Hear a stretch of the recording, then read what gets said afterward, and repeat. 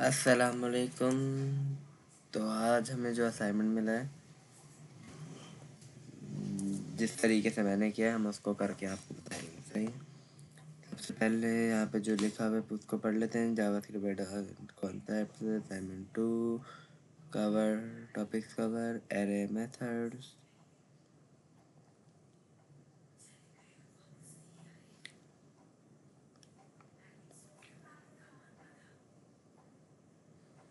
Section 1 advance array method.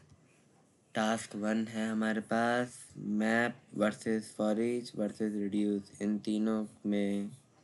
तीनों में को स्टडी बिहेवियर करने, इसका बिहेवियर हमें स्टडी करना है। हमें सबसे पहले create a simple data transformation using map for each reduce. Use your own database number और object log intermediate steps inside each method. Clearly show how data flow differently. Do not explain in text. The log must tell the story. सबसे पहले हम आ जाते हैं, हमारा task बना गया।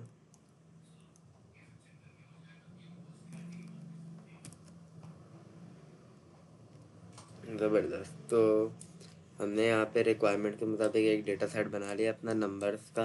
वहाँ पे नंबर 2 डायरेक्ट लिखा, ऑब्जेक्ट लिखा था, हमने नंबर्स का बना लिया।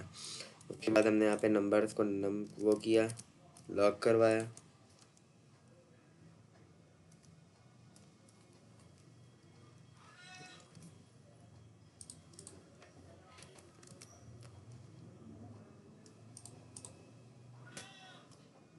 तो यहाँ पे सारे नंबर्स आ गए। सबसे पहले हम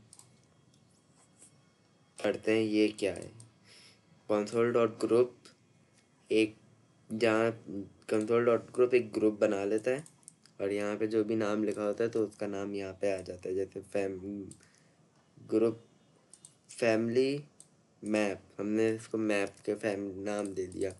हम यहाँ पे कुछ भी दे सकते हैं, ग्रुप मैप।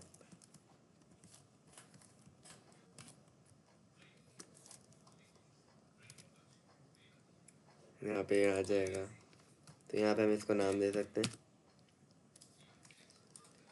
तो इसने हमारे लिए एक ऐसा वो बना लिया जो हमारे ब्लॉग को रीडेबिलिटी इजी हो जाएगी। यहाँ से हम इसको कोलैप्स कर सकते हैं और यहाँ से इसको ओपन कर सकते हैं, एक्सपेंड और कोलैप्स कर सकते हैं। बाकियों को अभी फ़िलहाल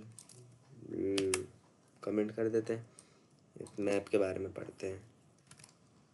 मैप बेसिकली क्या करता है, मैप ओरिजिनल एरे को एक न्यू एरे बना के ट्रांसफॉर्म कर देता है।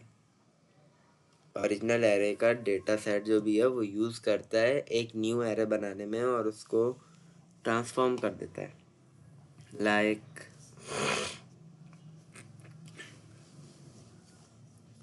ये ओरिजिनल एरे को कुछ भी नुकसान नहीं पहुंचाता, इसमें कोई भी एडिट नहीं कर सकता, कुछ भी नहीं कर सकता। हम इसको एक न्यू वेरिएबल के अंदर सेव करवाते हैं, क्योंकि जो भी इसका रिज़ल्ट यहाँ पे हो के आएगा, यहाँ पे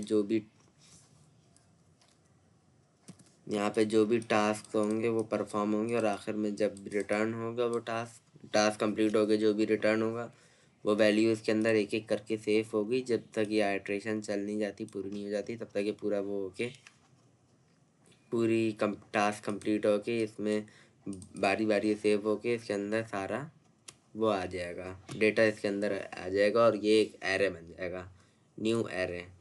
तो हमने यहाँ पे नम्स जो हमारा डेटा सेट है उसको लेके डॉट मैप करवाया है और ये जो फर्स्ट के 2 इंडेक्स हैं, ये एक वो है जो भी पहली आइट्रेशन पे num 1 हो जाएगा, दूसरी आइट्रेशन पे ये नंबर 2 हो जाएगा, नंबर 3 हो जाएगा, 4 हो जाएगा, 9 हो जाएगा, फिर 12 हो जाएगा। ऐसे करके नंबर बारी बारी इसके अंदर आके ये शो कराएगा।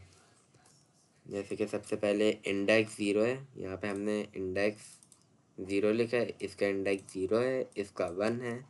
जैसा कि हम यहाँ पे भी देख सकते हैं, इसका 0 है, इसका 1 है, इसका 2 है, इसका 3 है, इसका 4 है, इसका 5 है। वैसे ही हम ये सारी चीज़ें यहाँ पे भी नोट कर सकते हैं। तो हमने यहाँ पे बेसिकली यहाँ पे एक लॉक करवा के नंबर और इंडेक्स को शो करवाया और आखिर में हमने नंबर को 2 से मल्टीप्लाई किया है। हमने इस वैल्यू को ट्रांसफॉर्म किया है 2 से मल्टीप्लाई करके। 1 को 2 से मल्टीप्लाई करेंगे तो 2 ही आ जाएगा। 2 को 2 से मल्टीप्लाई करेंगे तो 4 आ जाएगा। 4 को 4 से मल्टीप्लाई करेंगे तो 4 को 2 से मल्टीप्लाई करेंगे तो 8 आ जाएगा। 9 को 2 से मल्टीप्लाई करेंगे तो 18 आ जाएगा। 12 को 2 से करेंगे तो 24 आ जाएगा और 10 को 2 से करेंगे वो 5 को 2 से करेंगे तो 10 आ जाएगा। ये हमारे मैप का रिज़ल्ट आ गया। इसको अब हम कमेंट करते हैं, दूसरे की तरफ जाने बढ़ते हैं। दूसरे की जानिब हम बढ़ गए। यहाँ पे वही ग्रुप console.group करके हमने इसको वो बना ग्रुप में एक डाल दिया कि हम इसको आसानी से एक्सेस और वो रीडेबल गुड रीडेबल हो जाए। और यहाँ पे आखिर में एक console.end लगाना हो, ग्रुप एंड लगाना होता है ताकि इसको पता चले कि यहाँ पे रुक जाना है। इसके बाद हम अगर कोई सभी लॉग लिखेंगे तो वो बिना उसके आएगा, ग्रुप के अंदर नहीं आएगा, ग्रुप के बाहर है।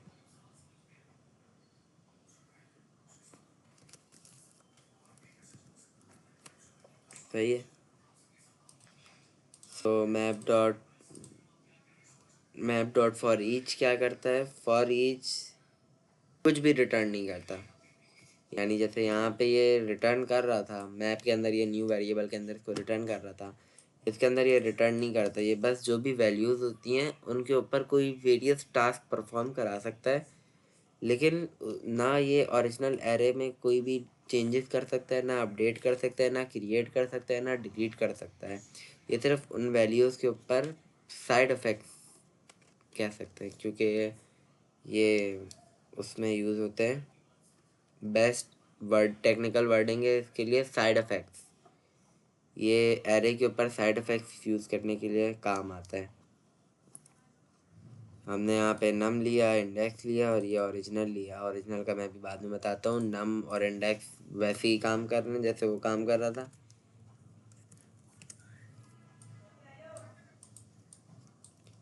यहाँ पे 0 इंडेक्स पे 1 आ गया, 1 और रिज़ल्ट, और हमने इसको नंबर को मल्टीप्लाई भी करा दिया क्योंकि जब ये रिटर्न नहीं कराएगा तो हम एक न्यू एरे नहीं शो करा सकते हैं, हम उसको लॉग नहीं करा सकते। तो हमने इसको यहाँ पे ऐसे ही करवा दिया।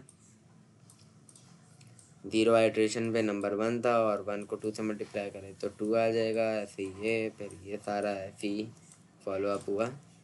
12 को 2 से करेंगे तो 24 आ जाएगा। 5 को 2 से करेंगे तो 10 आ जाएगा। इंडेक्स 5 है, ये सब यहाँ पे आ गया। यहाँ पे हमने एक नीचे छोटा सा लिख भी दिया।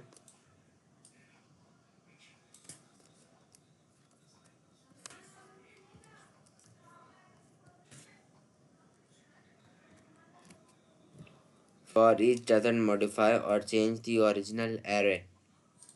सही है। और ये ओरिजिनल क्या करता है? ओरिजिनल बेसिकली हमको एक पूरा एरे लौटा देता है। अगर हम यहाँ पे ओरिजिनल लिखें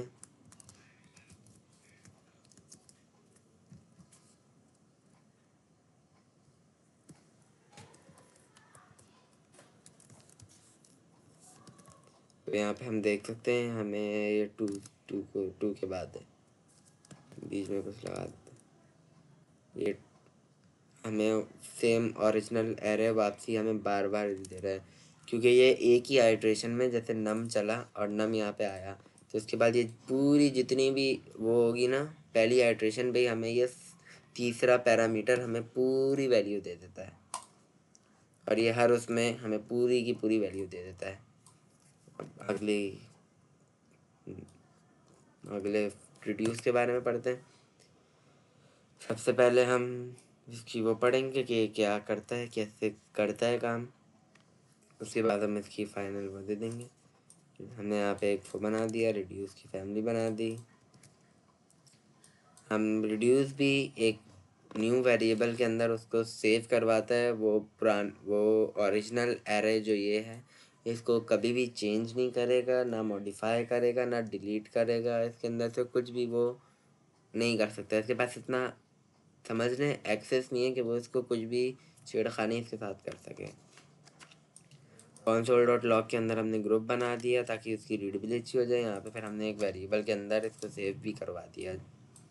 अब यहाँ पे nums डॉट रिड्यूस का हमने वो लिखा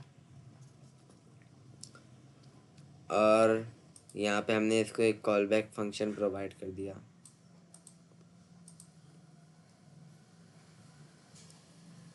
यहाँ पे ज़्यादातर जगहों में आप देखेंगे तो यहाँ पे लिखा होता है एक्यूमुलेटर।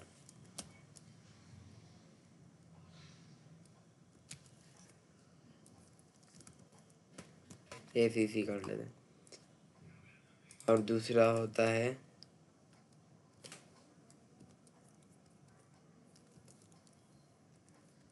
एलिमेंट, यहाँ पे भी कर देते हैं। बहुत सारी जगहों पे देखेंगे तो आप यहाँ आपको एग्जांपल के तौर पे एक्यूमुलेटर और एलिमेंट दिया जाएगा। हम ज़्यादा इजी एग्जांपल के साथ चलते हैं। ये जब चलता है तो ये बाकियों की तरह पहली आइट्रेशन, दूसरी आइट्रेशन, तीसरी आइट्रेशन नहीं लेगा एक एक करके। ये लेता है पर 2 पैरामीटर, और भी पैरामीटर ले सकता है। आप ट्राई करना खुद में, आप देखना क्या आपको सरप्राइज मिलेगा। प्रीवियस वाला ये वाली वैल्यू लेगा 1, और नेक्स्ट वाला जो है वो उसकी अगली वैल्यू लेगा। और हम इसमें फिर कुछ भी करा सकते हैं। हमने यहाँ पे इसको सिंपली प्लस करवाया है, हम इसको यहाँ पे कुछ भी करवा सकते हैं। 1 + 2 जो रिज़ल्ट होगा वो फिर प्रीवियस में सेव हो जाएगा, 3 बन जाएगा। और फिर 3 प्रीवियस में आ जाएगा, और 4 जो है वो नेक्स्ट में आ जाएगा। फिर प्रीवियस में 3 और नेक्स्ट में 4 है तो 7 हो जाएंगे। और फिर नेक्स्ट प्रीवियस में 7 आ जाएगा, नेक्स्ट में 9 आ जाएगा। फिर इनका यहाँ पे टास्क परफॉर्म होकर रिटर्न हो जाएगा। तो जो रिज़ल्ट आएगा 7 + 9 = 16। 16 प्रीवियस में आ जाएगा और 12 नेक्स्ट में आ जाएगा। तो ये बनेंगे 28। और ऐसे ही यहाँ पे 28 प्रीवियस में आ जाएगा, 5 प्लस में आ जाए, 5 नेक्स्ट में आ जाएगा। तो 28 5 33 हो जाएंगे। और हम यहाँ पे वो पढ़ के इसका एक प्रैक्टिकल वो भी दिखा देते हैं। Reduce doesn't modify or change the original array, but it only gives the single value of value from the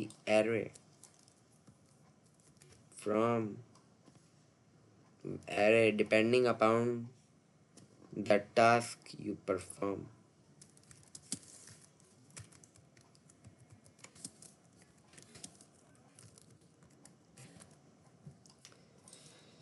चलिए अब इसका रिजल्ट भी देखते हैं। जैसा मैंने बताया, प्रीवियस वैल्यू हमारे पास पहले क्या थी, ये हमारे पास एरे भी पड़ा है, यहाँ से देखते हैं। प्रीवियस वैल्यू हमारे पास थी 1, पहली आइट्रेशन पे प्रीवियस वैल्यू थी 1, नेक्स्ट वैल्यू थी 2। तो 1 + 2 हमारे पास हो गए 3। तो हमारे पास नई वैल्यू हो गई 3। प्रीवियस वैल्यू हमारे पास जो थी वो 3 हो गई, नेक्स्ट वैल्यू हमारे पास 4 हो गई। तो हमने जब इन दोनों पे आइट्रेशन चली, ये दोनों प्लस हो गए तो 7 आ गया। ऐसी ही बाकी और आइट्रेशन पे जितनी वैल्यू थी वो सब आ गई। और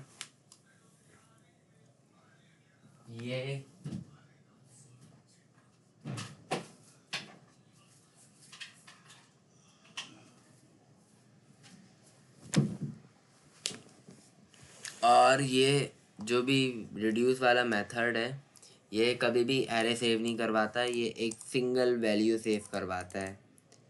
ये जो भी रिज़ल्ट होता है वो एक सिंगल वैल्यू में सेव करवाता है। अगर हमने ये काम करना होता तो हमें थोड़ा सा अलग तरीके से काम मैप के अंदर करवाना पड़ता, जो कि काफ़ी मुश्किल तरीके से और लंबा चौड़ा हो जाता।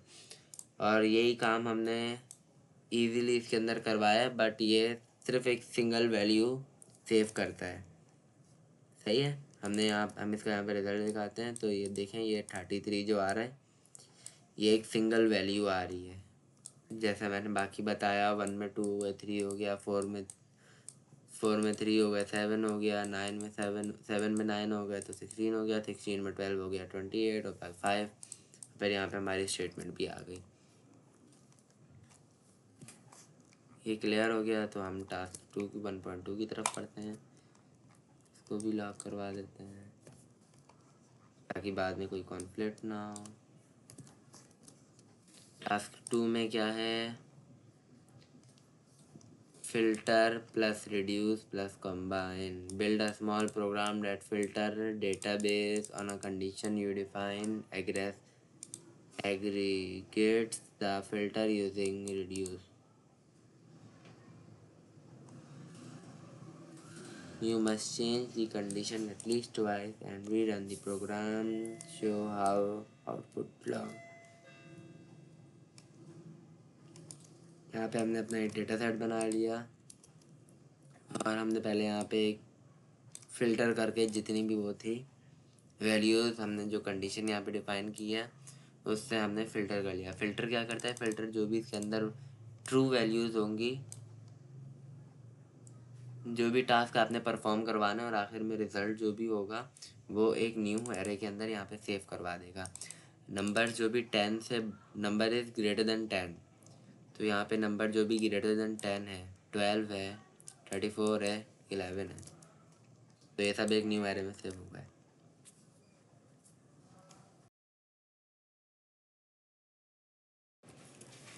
और यहाँ पे हमने फ़िल्टर करवा दिया, फ़िल्टर के बाद हमने लॉक करवा दिया। उसके बाद हमने यहाँ पे रिड्यूस वाला मेथड यूज़ किया उस फ़िल्टर के ऊपर जो हमने अभी अभी किया था। रिड्यूस पे हमने रिड्यूस लगाया।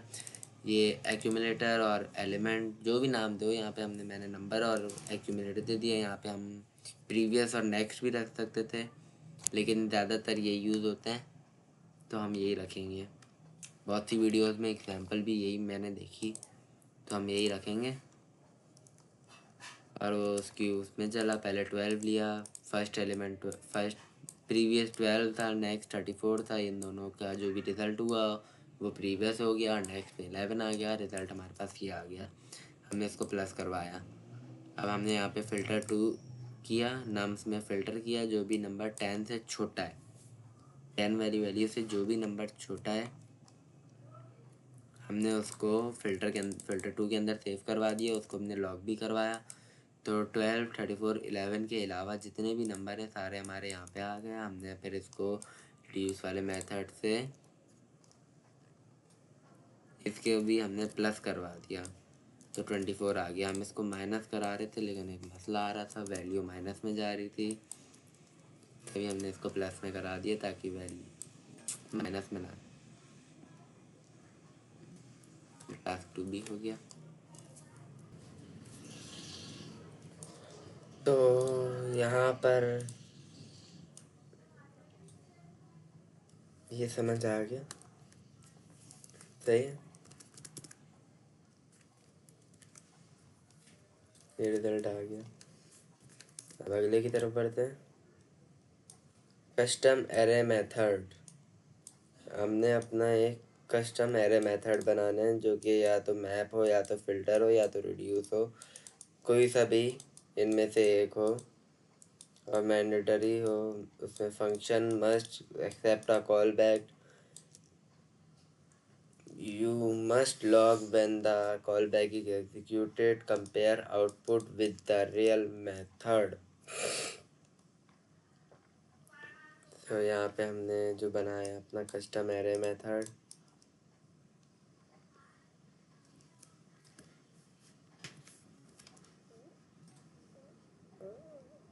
हमने यहाँ पे अपना एक कस्टम मैप मेथड बनाया है। लाइन बाय लाइन इसको एग्जामिन करते हैं और देखते हैं। सबसे पहले हमने यहाँ पे एक डेटा सेट बनाया अपना एरे का। उसके बाद हमने यहाँ पे एक फंक्शन बनाया जो कि एक्सेप्ट करेगा एक एरे, जो कि ये भी हो सकता है, कोई सा भी एरे हो सकता है, और दूसरा वो कॉल बैक फंक्शन एक्सेप्ट करेगा। तो हमने यहाँ पे एक और वेरिएबल बना दिया जिसके अंदर हम रिज़ल्ट को सेव करवाएंगे, जितने भी रिज़ल्ट होंगे, क्योंकि हम एक वैल्यू नहीं, हम पूरा एरे गेट करवा रहे हैं इस वजह से। तो जो फिर हम यहाँ पे फॉर लूप लगाएंगे, ये थोड़ा बाद में आपको सही से समझ जाएगा। फिर हम यहाँ पे फॉर लूप लगाएंगे। फॉर लूप में let i is equal to 0 हो जाएगा, आइट्रेशन 0 से चालू होगी, और i is less than array dot length. I छोटा है एरे डॉट लेंथ से, आई प्लस प्लस। और यहाँ पे कंसोल डॉट लॉग भी करवा दिया हमने।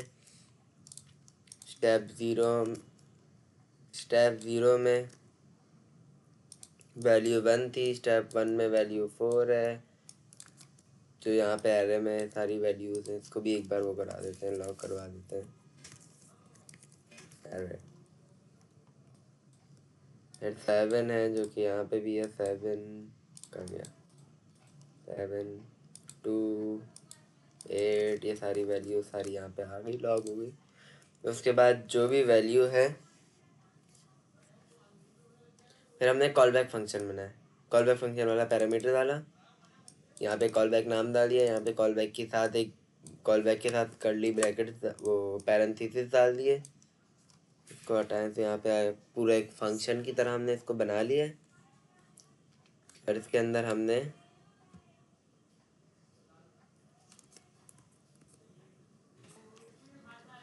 एरे डॉट लेंथ डाल दी, जो कि हमने एरे से ली, और स्लैश पहली आइट्रेशन हमने इसकी डाल दी एरे की।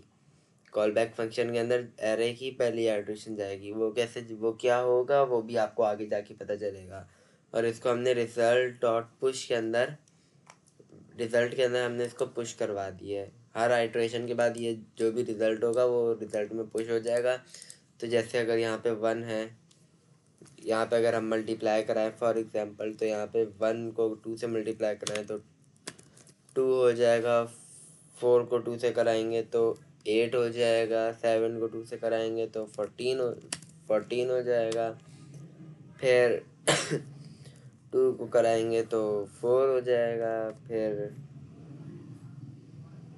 8 को कराएंगे तो 16 हो जाएगा।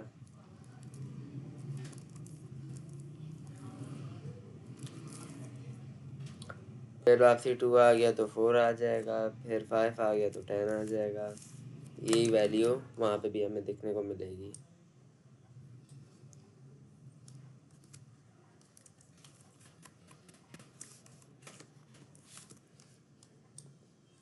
सही है।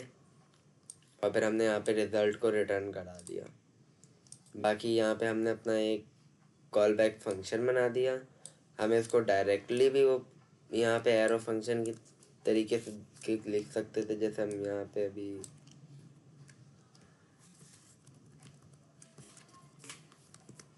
हम इसको डायरेक्टली भी ऐसा कर सकते थे।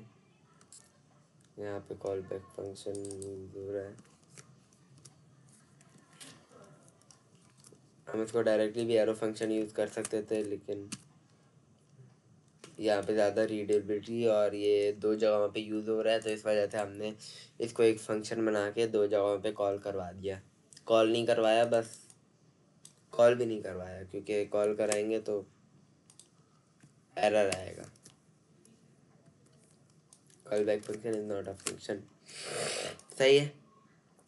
यहाँ पे ये आइट्रेशन 1 जो भी आएगी, एरे डॉट 1 जो एरे और फिर स्क्वायर ब्रैकेट के साथ आई जो डाला है, ये पहली आइट्रेशन होगी। पहली आइट्रेशन में 1 आ जाएगा, 1 यहाँ पर आ जाएगा, और 1 फिर 2 से मल्टीप्लाई होके जो भी रिज़ल्ट होगा वो फिर रिज़ल्ट डॉट पुश होके इसके अंदर सेव हो जाएगा। ऐसे पे फिर इसके अंदर दूसरी उसमें आइट्रेशन में 4 आएगा, 4 2 से मल्टीप्लाई होगा, फिर 7 आएगा, ऐसे ही कर करके वो हो जाएगा। ये फिर इस रिज़ल्ट में सेव हो जाएंगे। और फिर हमने यहाँ पे इसको लॉक करवा दिया। ये हम पहले वाला 96 और 97 लाइन वाला लॉग हमारे नॉर्मल कस्टम एरा है। 97 वाला हमारा कस्टम एरा है, कस्टम मैप है जो हमने उससे बनाया। और ये नॉर्मल मैप का हमने सीधा सीधा कॉल बैक फंक्शन डाल दिया एरे डॉट मैप के साथ, और बाकी उसको लॉक करवा दिया, तो यहाँ पे ये आ गया। Moving on to the next one, ये section 2 जावा के behind the scene higher order function है शायद। Hosting reality check, write code that use variable as and function before declaration, mix while that सही।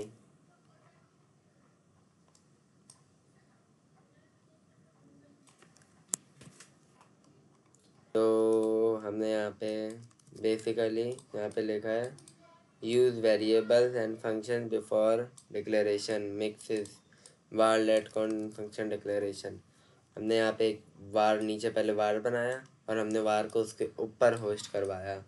तो देखते हैं आंसर क्या आता है। तो यहाँ पे अनडिफाइंड आ गया, this is my war before declaration undefined, क्योंकि यहाँ पे हमने इसको वो दिया है ना।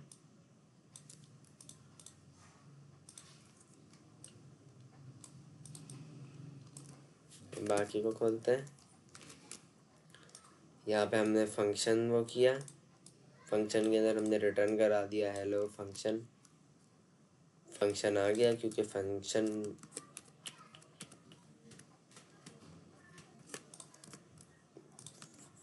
में होस्टिंग होती है, होस्टिंग इसमें भी होती है, बट इसमें जो भी वैल्यू इससे ऊपर होती है वो अनडिफाइंड में आ जाती है। बट अगर हम इसमें ट्राई कैच यूज़ नहीं करते तो हमारा कोड क्रैश कर जाता और उसके बाद लाइन नहीं चलती।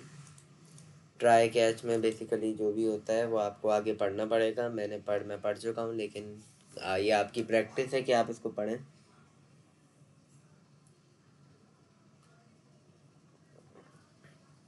पढ़ के मेरे को बताएं कि कमेंट्स में कि ट्राई और कैच में क्या क्या होता है और इसको किन किन जगहों में यूज़ कर सकते हैं और किन किन चीज़ों के लिए। यहाँ पे हमने लेट डाल के इसको पहले डिक्लेयर किया तो इसमें एरर आ गया, reference error, can not access let before initialization. Same यहाँ पे भी एरर आ गया और फंक्शन को हमने जब वो किया तो फंक्शन में उसकी वैल्यू आ गई।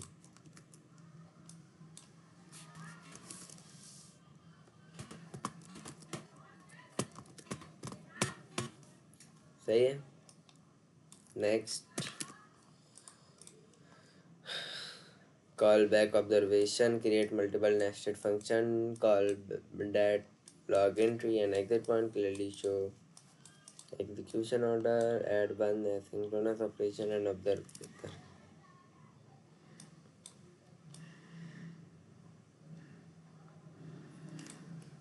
यहाँ पे मैंने इसका लॉग भी कॉपी पेस्ट यहाँ पे मार दिया, जो कि अच्छी बात नहीं है। कर ना भी कर दिखते हैं। पहले इसका आउटपुट दिखते हैं, calling 1 2 3 4 actually called the 4, call 3 2 1 synchronous code in 4। सही है। तो हमने यहाँ पे फंक्शन 1 डिफाइन किया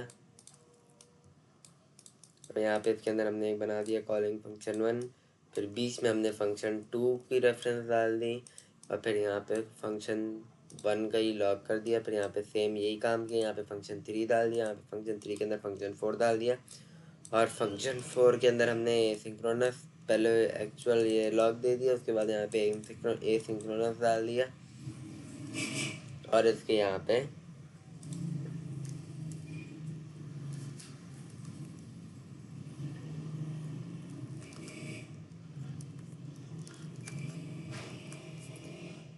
हमने नीचे एक और वो डाल दिया।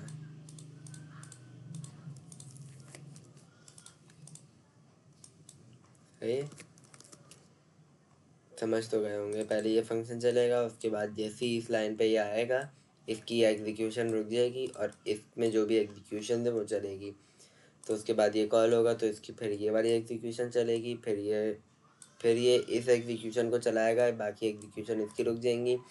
फिर ये 3 वाले को चलाएगा तो पहले इसका लॉक चलेगा, फिर फंक्शन 4 चलेगा तो इसकी बाकी की एग्जीक्यूशन रुक जाएगी, फिर फंक्शन 4 चलेगा, फिर इसकी पहली एग्जीक्यूशन चलेगी। लेकिन एसिंक्रोनस जो कोड है वो हमारी स्पेशल मेमोरी में सेव हो जाएगा और यहाँ पे ये लॉग भी चलेगा, राइट। फंक्शन 1 चला, फंक्शन 2 चला, फंक्शन 3 चला, फंक्शन 4 चला, फिर एक्चुअली कॉल्ड हो गया, सही है। फिर ये चला, उसके बाद फिर वापसी हम 4 पे आ जाएंगे, फिर 3 वाला चलेगा, फिर 2 वाला चलेगा, फिर 1 वाला चलेगा और फिर यहाँ पे हमने फंक्शन 1 को कॉल किया तो ये सब मुमकिन हो पाया। 1 चला, 2 चला, 3 चला, 4 चला, फिर 4 आखिरी 4 एंड हो गया। बट स्पेशल मेमोरी वाला जो वो था क्या कहते हैं, सेट टाइम आउट था वो मैक्रो स्टैक मैक्रो क्वी में चला गया। वो भी पढ़ना आप, अब मुझे कमेंट में बताना। फिर यहाँ पे 3 चला, 3 ख़त्म हुआ, फिर 2 ख़त्म हुआ, फिर 1 ख़त्म हुआ। उसके बाद फिर हमारा लास्ट में सिंक्रोनस कोड चला। सही है, समझ आ रहे हैं? तो नहीं आ रहा तो कमेंट में बताओ। यहाँ पे आ गया, हमने क्लोजर बनाया। Yes, closure proof create a function that return another function, use variable from the outer scope, change the outer variable after creation and observation result। सबसे पहले हमने एक बड़ा फंक्शन बनाया, उसको हमने मोर रीडेबिलिटी के लिए आउटर फंक्शन नाम दे दिया। क्लियरली यहाँ पे आउटर स्कोप दिया है, हमने यहाँ पे आउटर फंक्शन नाम दे दिया। फिर हमने यहाँ पे एक इसके लिए इसका प्राइवेट वेरिएबल बना दिया, और हमने यहाँ पे एक रिटर्न करा दिया एक और फंक्शन।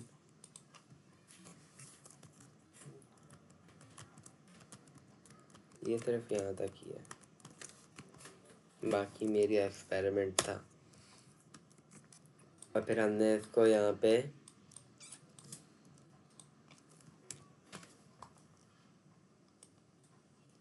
फंक्शन रिटर्न करा दिया, और उसके अंदर हमने प्राइवेट फंक्शन जो इस फंक्शन का है उसको हमने इसके अंदर ऐड करवाने की, इसके अंदर यूज़ करने की कोशिश की। और फिर हमने देखा change the outer variable after creation and observe. सही है, क्रिएट करना सही।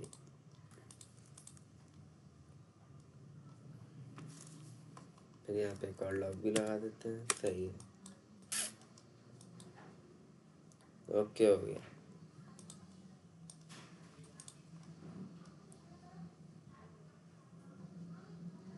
ठीक है, सही है, समझ आ रहा है। एक प्राइवेट वेरिएबल बना दिया, उसके अंदर रिटर्न फंक्शन करा दिया, फंक्शन का नाम नेस्ट डिटेल दिया। या तो हम यहाँ पे इनर भी कर सकते थे, जो ज़्यादा बेहतर होता। इनर फंक्शन, इनर आउटर हो गया ना। फिर यहाँ पे हमने इसको प्राइवेट, इसको उससे लॉक करवाया। इसके आउटर स्कोप वाले फंक्शन को हमने यहाँ पे यूज़, वो वेरिएबल को यहाँ पे यूज़ किया, और फिर हमने उसको यहाँ पे चेंज किया। फिर हमने इसको लॉक करवाया, तो आंसर देखते हैं। पहले नॉट चेंज आया, उसके बाद चेंज आ गया। पहले ये वाली 180 लाइन चली, जो कि आप यहाँ पे देख सकते हैं 180 वाली लाइन चली, नॉट चेंज। फिर यहाँ पे ये चेंज वाली लाइन चली 182 यहाँ पे ये चेंज हुआ। उसके बाद हमने चेंज को लॉक करवाया, तो 182 पे चेंज हो गया। सही है, यहाँ तक समझ आया? अगला वाला आप लोग समझाएंगे मुझे कमेंट सेक्शन में, मैं आपको कोड दिखा दूंगा थोड़ी देर के लिए।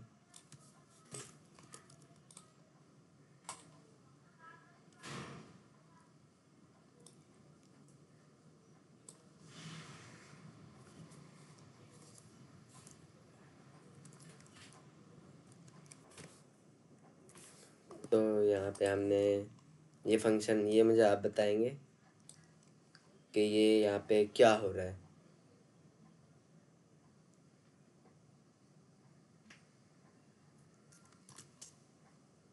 ये दिखा देता हूँ आपको, तो वीडियो पॉज करके मेरे को कमेंट में बताना। सही है, हम अगले की तरफ बढ़ते हैं।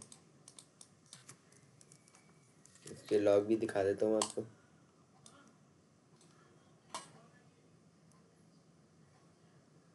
हम नेक्स्ट की तरफ बढ़ते हैं।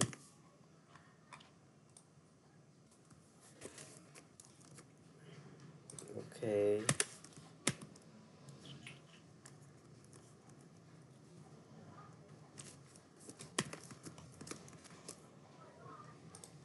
start operator function create a function accept and number process it meaningfully not just logging demonstrate behavior with different argument। सही है, हमने यहाँ पे एक फंक्शन बनाया जिसको हमने चेक इवन ऑड लिख दिया। फिर हमने यहाँ पे इसको लूप करवा दिया। जितने भी नंबर हैं यहाँ पे, ये हमने रेस्ट ऑपरेटर यूज़ किया है। रेस्ट ऑपरेटर सही है। यहाँ पे रेस्ट ऑपरेटर इसका मतलब है यहाँ पे हम जितने भी चाहें उतने अमाउंट ऑफ पैरामीटर डाल सकते हैं, unlimited.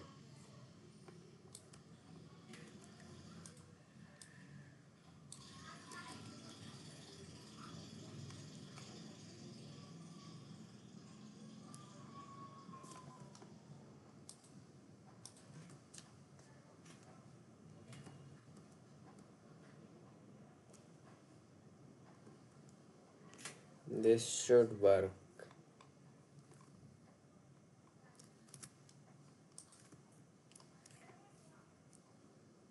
It is working. It worked. ये चल गया भाइयों।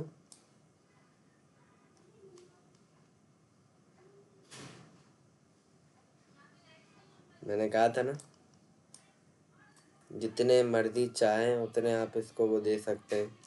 हाँ, मैंने नंबर्स रिपीट किए, बट मैं एक एक यूनिक नंबर नहीं दे सकता था, तो मैंने कॉपी पेस्ट कर लिया आप लोगों को दिखाने के लिए। तो हमने जितने डाले थे सारे के सारे यहाँ पे आ गए। लास्ट वाला 13 और 11 है, ये वाला है। इन दोनों को कमेंट कर देते हैं। लास्ट वाला 6 है, 5 है, 4 है, 3 है। 6 5 4 3।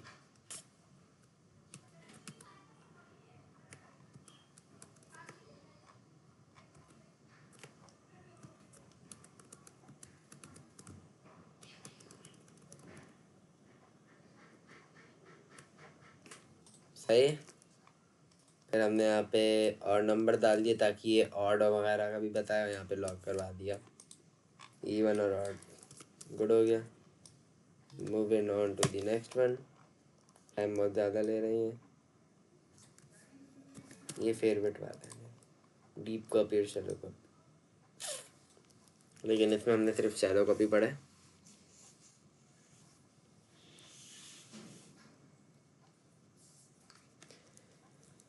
ये पढ़ो भैया।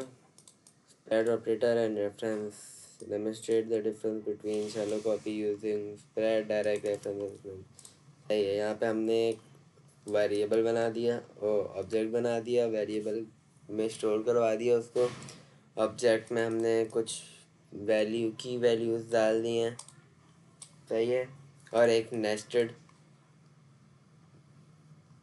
ऑब्जेक्ट डाल दिया। सही है।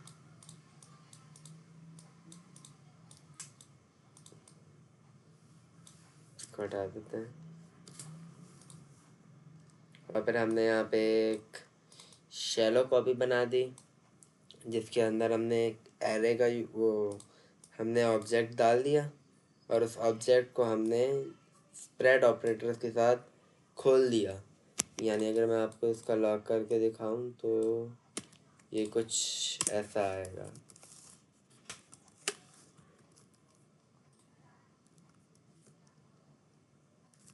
ओके, ये आएगा फंक्शन ही मांग ऑब्जेक्ट के अंदर ही स्टोर हो गया।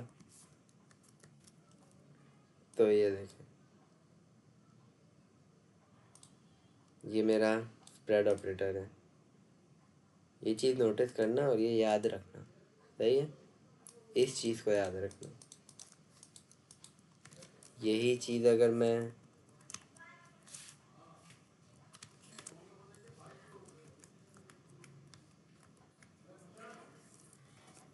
एक चीज़ करके दिखाता हूँ।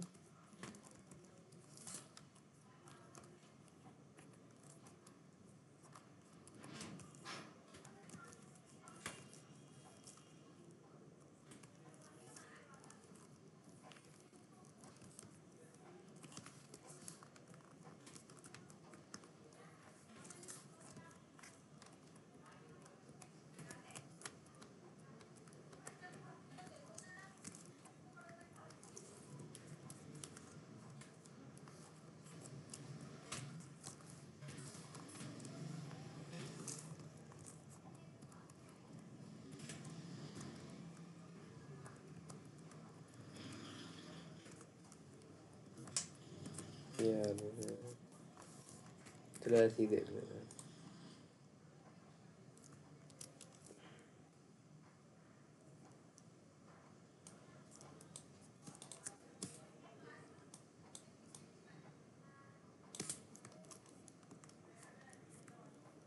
देख रहे हैं। फिर हम इसको पार्स करवा देंगे तो ये डीप कॉपी बन जाएगा। देख रहा, दोनों दोनों सेम आपको अभी लगेंगे, लेकिन अभी मैं आपको आगे बताता हूँ चक्कर क्या है इनके बीच में। तो यहाँ पे हमने एक शैलो कॉपी बना दी, 3 स्प्रेड ऑपरेटर्स डाल दिए, मतलब एक स्प्रेड ऑपरेटर डाल दिया जो कि 3 डॉट्स होते हैं, और हमने यहाँ पे इसको एक वेरिएबल में स्टोर करा दिया। हमने दूसरे में डायरेक्ट रेफरेंस वेरिएबल का नाम देके उसको ओरिजिनल को उसके अंदर स्टोर करा दिया। ये देखिए, हमने यहाँ पे शैलो कॉपी के अंदर डॉट नेम को सलमान कर दिया और उसका एड्रेस डॉट सिटी चेंज कर दिया। सही है। हमने शैलो कॉपी में दोनों चीज़ें चेंज कर दी, नेम और सिटी, एड्रेस के अंदर जाके भी सिटी। सही है। और हमने यही काम डायरेक्ट रेफरेंस में किया। इसको भी एक बार वो करा देते हैं।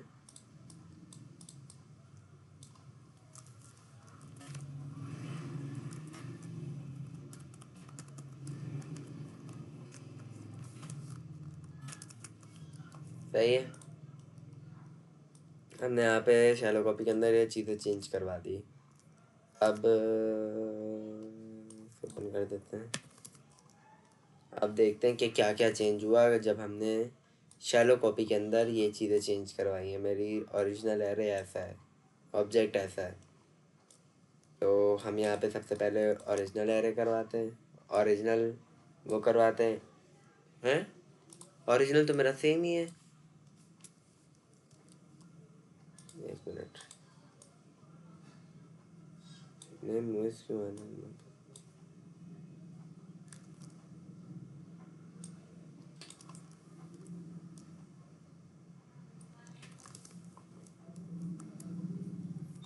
सही है।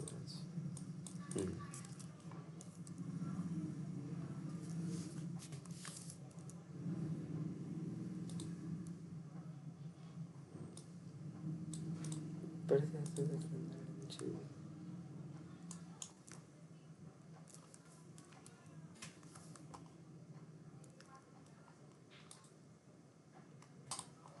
सही है। ये मेरा ओरिजिनल एरे है, ओरिजिनल ऑब्जेक्ट है। ये मेरा शैलो ऑब्जेक्ट है, शैलो कॉपी वाला ऑब्जेक्ट है। और फिर ये मैंने वापसी डायरेक्ट रेफरेंस वाला ओरिजिनल एरे को करा दिया। तो जब हमने शैलो कॉपी के अंदर कुछ चेंज किया तो वो एरे के अंदर चेंज, ऑब्जेक्ट के अंदर चेंज क्यों नहीं हुआ? इसका आंसर आप मेरे को कमेंट्स में बताना, और ये बताना कि ये बिहेवियर क्या है, ये बिहेवियर क्या है। लाइक मैंने पहले वो करवाया है, मैंने पहले इसको लॉक करवाया है। लाइन्स आप देख सकते हैं, 25 254, और बाकी लाइन्स आप देख सकते हैं।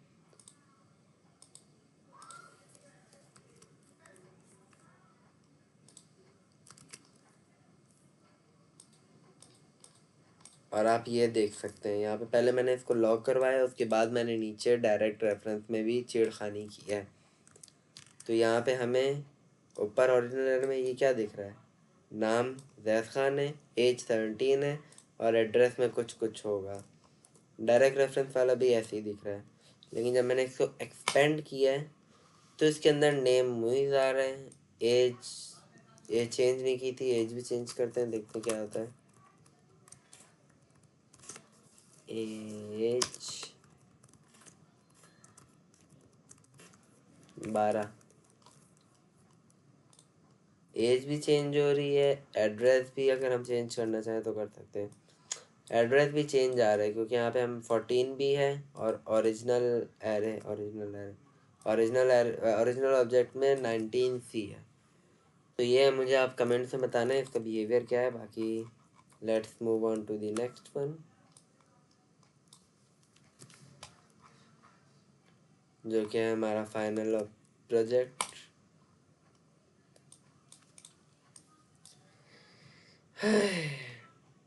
वीडियो कितनी लंबी हो गई, 45 मिनट।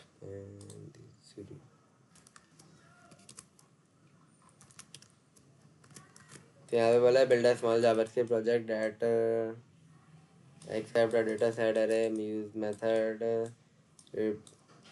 या पढ़ लेना, वो करके मैं पढ़ चुका हूँ। सबसे पहले हमने एक अपना ऑब्जेक्ट बनाया, एरे ऑब्जेक्ट बनाया। उसके बाद हमने बहुत सारे और काम किए जो मैं आपको बताऊंगा लाइन बाय लाइन। सबसे पहले हमने एक वो बनाया, एक फंक्शन बनाया। इसके अंदर हमने एक कैटेगरी का वो डाल के एक न्यू फंक्शन इसके अंदर रिटर्न करवा दिया, जो कि यहाँ पे लिखा हुआ था कि एक closure demonstrate at least one closure. तो ये एक क्लोजर हमने यहाँ पे बनाया है, जो मैं आपको एक्सप्लेन भी करूँगा कैसे ये क्लोजर है इन दी एंड। सही है, ये आखिर में आएगा। पहले बार चीज़ें समझाता हूँ। फिर हमने एक दूसरा फंक्शन बना दिया प्रोसेस डेटा, जो कि ये तीनों मेथड यूज़ करेगा, कुछ ना कुछ करेगा इन तीनों मेथड्स को यूज़ करते हुए। और ये हमने यूज़ किया, यहाँ पे हमने पैरामीटर डाल दिया डेटा के नाम से, जो कि यहाँ पे हमारा ऑब्जेक्ट होगा, एरे ऑब्जेक्ट होगा। सही है, कॉन्स्ट करके यहाँ पे हमने फ़िल्टर डाल दिया। फ़िल्टर में हमने वो डाल दी जो भी stock is greater than zero हो। यहाँ पे हमने एक स्टॉक जानबूझ के ज़ीरो का डाला है, हम दो कर देते हैं दो स्टॉक। हमने एक फ़ोन को और एक शूज़ को ज़ीरो डाला है। सही है। तो जितने भी नॉन ज़ीरोज़ होंगे वो सारे एक stock new in stock products बन जाएगा। इन स्टॉक में तीन चीज़ें आ जाएंगी, शर्ट, लैपटॉप, हैट। तो अगर हम फ़ोन को और शूज़ को हटा देंगे तो हमारे पास शर्ट, लैपटॉप और हैट बच जाएगा। सही है। उसके बाद हमने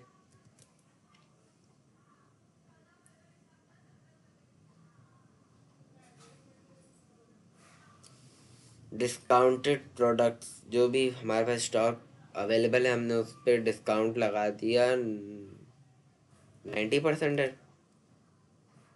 हमने उस पर 90% डिस्काउंट क्यों लगाया? बिजनेस लौटाएंगे ये लोग।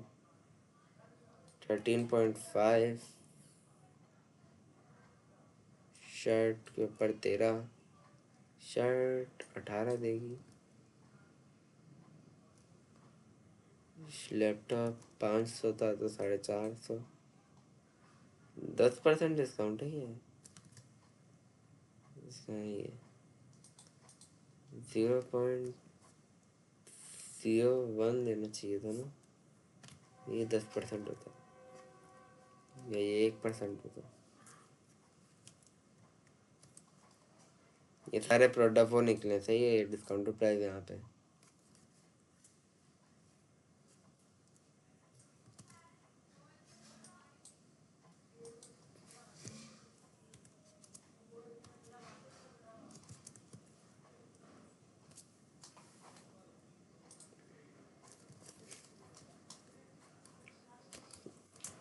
वैसे ही करते हैं यार, ओल्ड वे। 10 divided by 100।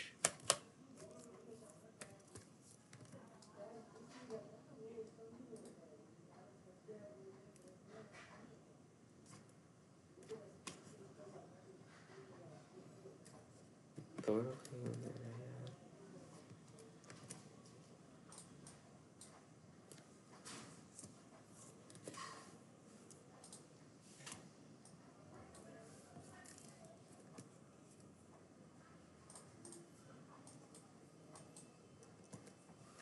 बढ़ा दिया।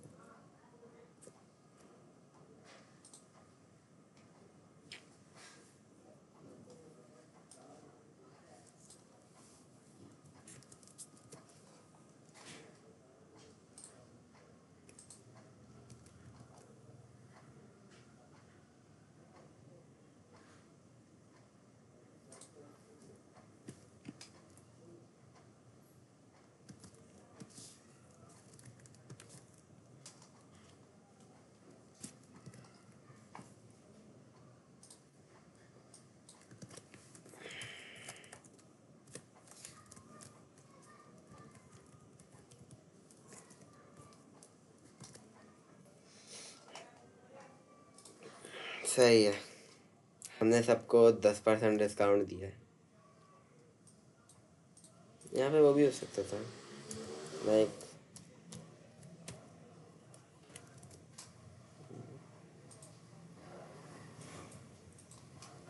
0 1 नहीं,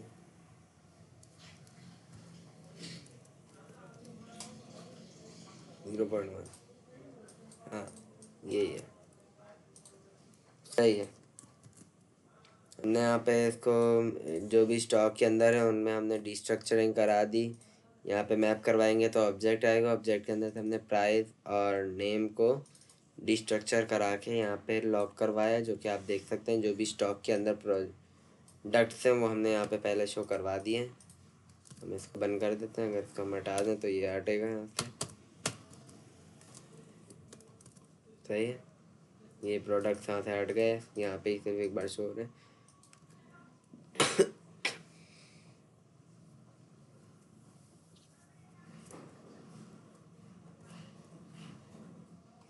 फिर हमने यहाँ पे इसको रिटर्न करवा दिया नेम को, और प्राइस के अंदर हमने अपना छोटी सी फंक्शनैलिटी डाल दी। जो भी यहाँ पे 10% पे प्राइस बनेगी उसको ओरिजिनल प्राइस से माइनस करके यहाँ पे हमने शो करवा दिया, यानी अब शो नहीं कराया, अभी दिखाया है, बट डेटा डाला है। फिर हमने यहाँ पे इस लॉग के अंदर इसको शो करा दिया। सही है,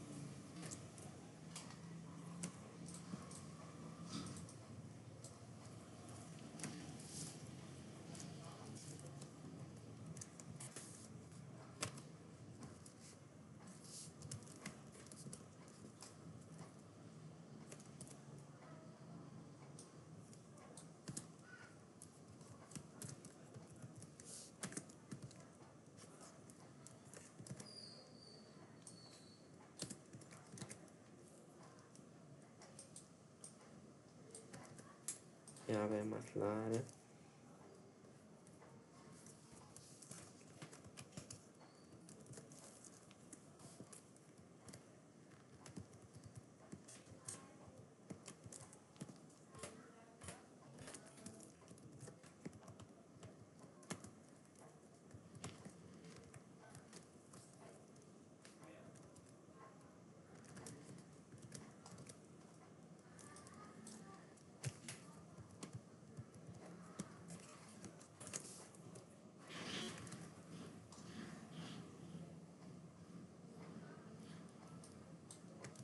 तीन सौ तो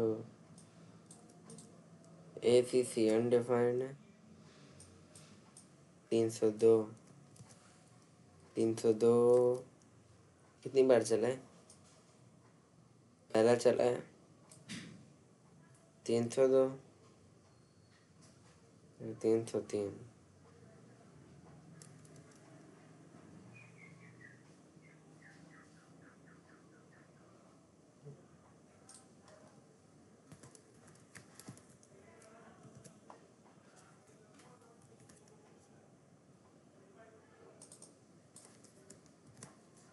पहले मैं 18 दे दी,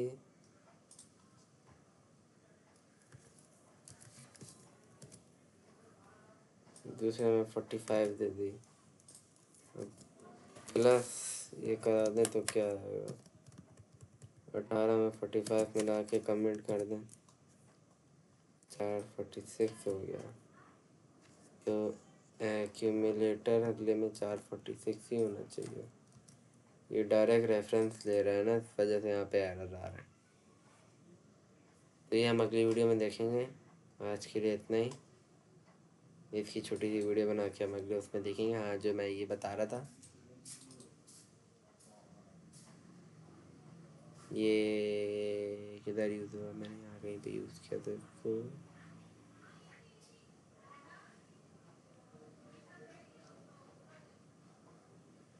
आई गेस मैंने इसको हटा दिया यहाँ से। ओके, मैं अगली वीडियो में सारी चीज़ें आपको शो करवाऊँगा। ठीक, आज के लिए इतना ही। कि अल्लाह हाफ़िज़।